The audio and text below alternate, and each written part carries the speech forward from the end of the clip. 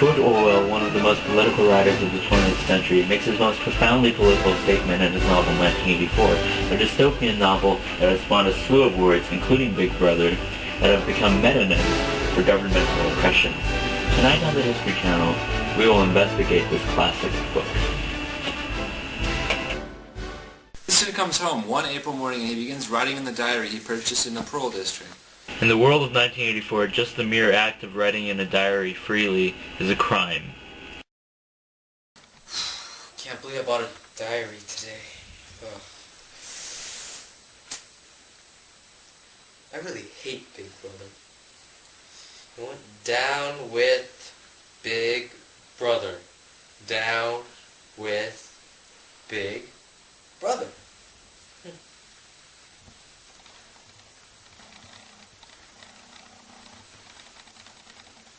Winston Smith, the protagonist of 1984, lives in a world divided among three superpowers: Oceania, Eurasia, and East Asia. Now these three superpowers, or hyperpowers as they're called, are intent on stagnating science and technology and eliminating free thought by means of psychological and tyrannical manipulation. Winston happens to live in Oceania, a vast nation that spans from Alaska to the British Isles. It is a nation ruled by the party whose members make up a mere 15% of the United Kingdom. Now in the book, the UK is called Airstrip 1.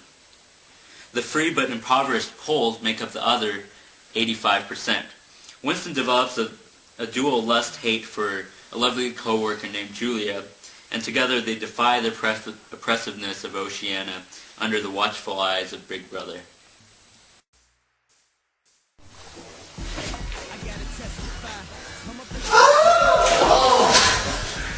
Are you okay?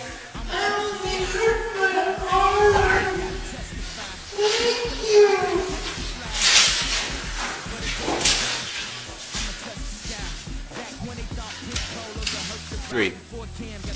I wonder what she gave me. I love you. Oh, my Big Brother! So Julia and Winston take part in this relationship where they take part in pleasurable sex, which is not allowed in such a society.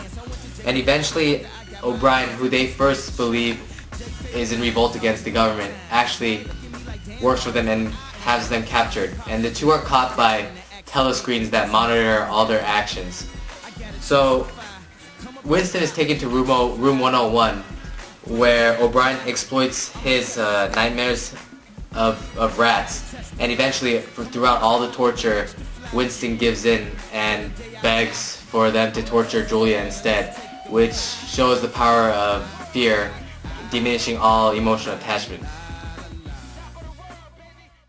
Winston believes that O'Brien, a prominent party member, is actually a leader in the Brotherhood, a tacit organization run by Emmanuel Goldstein whose mission is to topple the party.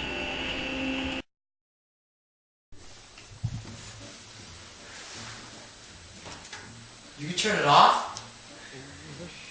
How'd you turn that off? As a high member in the party, I have that privilege. We believe that there's some kind of conspiracy working against the party? Indeed, there is a conspiracy, led by our leader, Emmanuel Goldstein. Really? What can we do? Well, the conspiracy group, right as of now, has the name of the Brotherhood. And all you need to know right now is that you are part of it. You will learn more in time. But what are you willing to give to the Brotherhood? Anything that we are capable of doing. That is good. But it is unwise to leave the telemonitor off for more than 30 minutes. So I will turn it on. You will each leave individually, with the lady first, and we will never meet again. Round the corner, could that someone be Max tonight? There's a tugboat down by the river, don't you know? You're the dead. You're the dead. You are the dead. It's behind the picture. It was behind the picture. It's they can see us.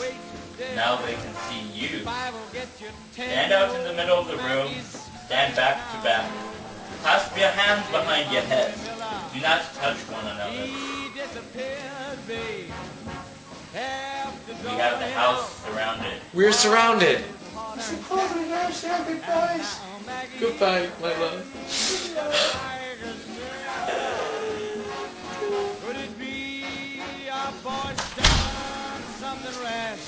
And now we're going to go to room 101, where you'll face your biggest fear, that of rats. No! No! No!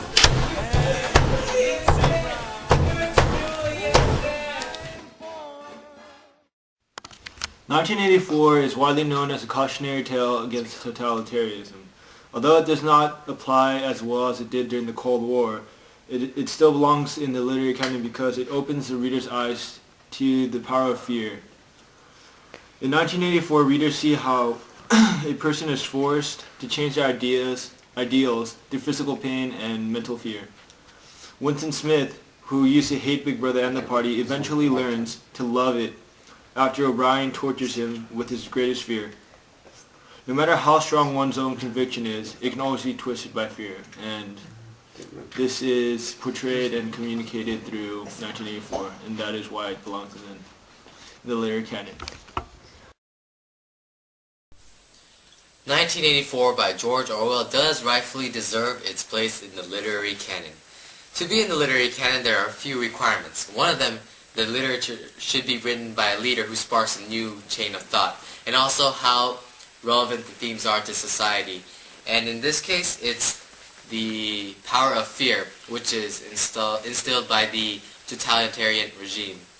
And Winston, the protagonist, is oppressed by such a government where love is limited, having fun is abridged. So, yeah.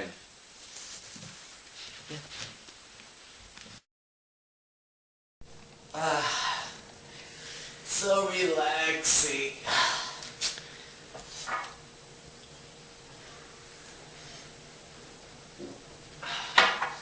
I love Big Brother. I absolutely love him. Big Brother!